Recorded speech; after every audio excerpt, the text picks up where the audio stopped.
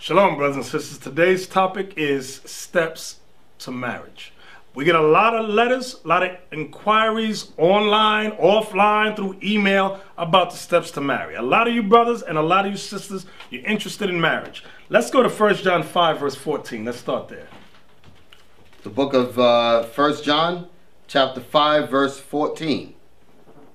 And this is the confidence that we have in him, that if we ask anything according to his will, he heareth us. If we ask anything according to God's will, he heareth us. So let's start there. You want to get married? Is it according to God's will that we marry? This is in the book of 1 Timothy chapter 5, verse 14. Okay.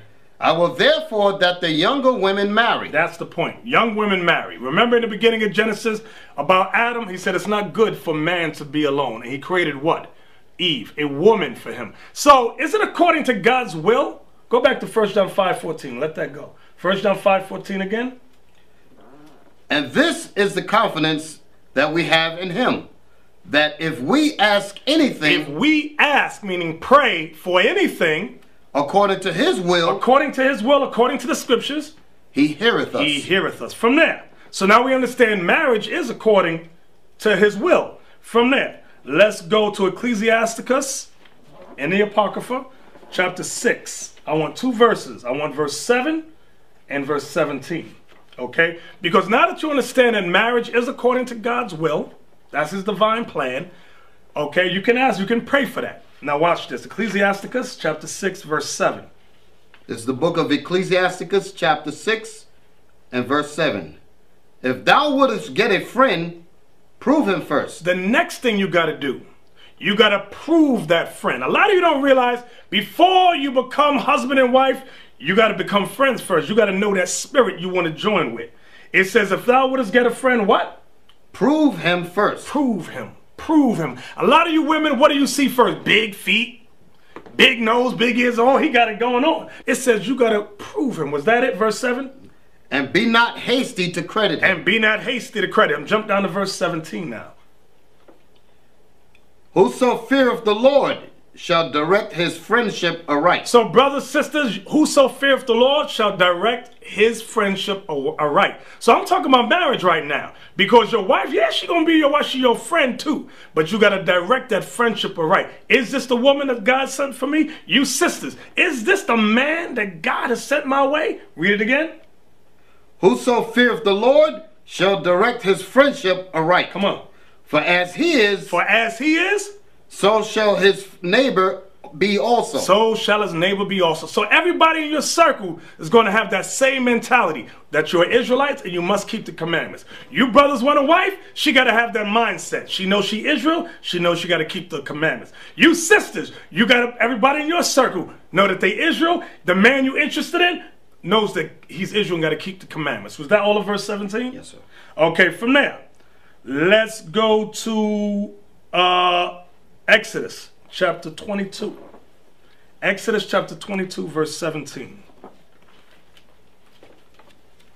So now, you know you can pray for that. You got to direct your friendships right. You got to prove that friend first before you make him or her your spouse. Okay? Exodus 22, 16. This is the book of Exodus, chapter 22, verse 16.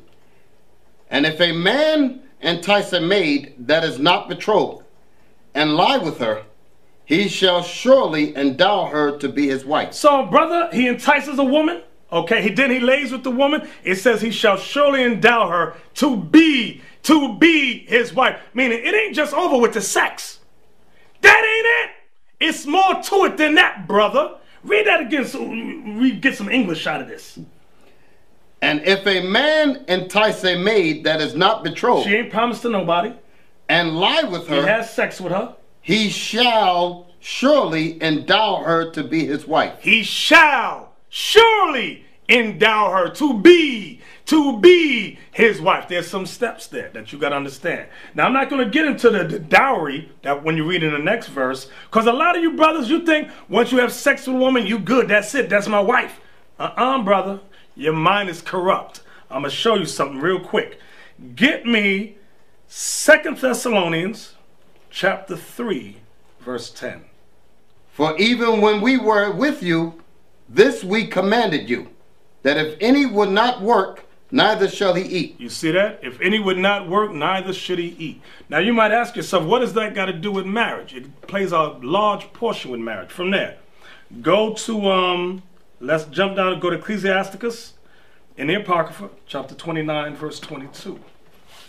Okay, Ecclesiasticus, chapter 29, verse 22.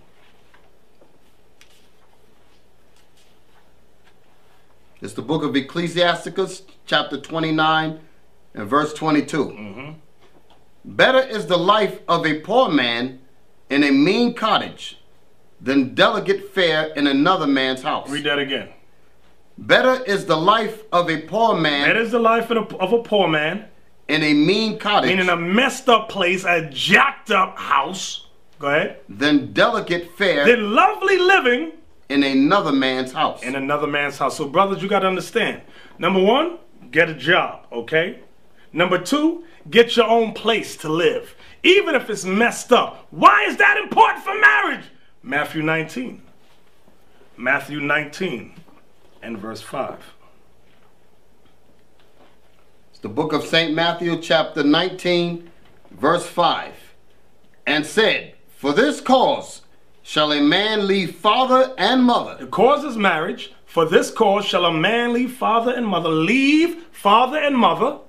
And shall cleave to his wife. And shall cleave to his wife. Brother, how do you cleave to your wife? Does that mean she stay at her mommy and daddy house and you stay at your mommy and daddy house? No. You got to leave your mother and father and cleave to your wife. But what do you need to do? What do you got to have to leave your mother and father? You need a job. You need your own place to live. Then you can bring your wife to be with you. Read that verse again. And said, for this cause shall a man leave father and mother, and shall cleave to his wife, and they twain shall be one flesh. And that verse right there, a lot of you so-called Israelite brothers, you despise that. Because you like that liberty. You live at your mommy and daddy house, but you on the street with a Bible. And you say, well, you got a wife. No, brother. You still living in Disneyland, okay? You still in that low ghetto mentality, okay? That's not what the Lord is raising up for us, okay? He's raising us up to be kings and priests, to have the mindset, the mind of a king, the mind of a priest. It starts with your home, okay? You got to work, okay? You got to get your own place. Bring your wife to live with you. Cleave to her, okay? Not that my wife, she lives down the road down there at her mama and daddy house, and I live over here at my mama and daddy house, and we got babies. That's out of order. That's that ghetto hood mentality, okay? And it ain't over there. Tobit 7 and 13. This is the book of Tobit, chapter 7 and verse 13. Then he called his daughter Sarah, and she came to her father, and he took her by the hand, and gave her to be wife to Tobias, saying, behold, take her after the law of Moses. Take her after the law of Moses. Come on.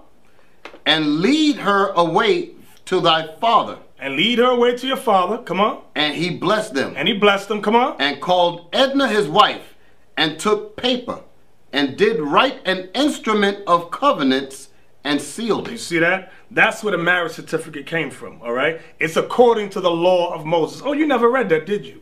You've been living your life as that ghetto hood rat. It's no. You got to come out. You got to raise your mentality up, brother, sister.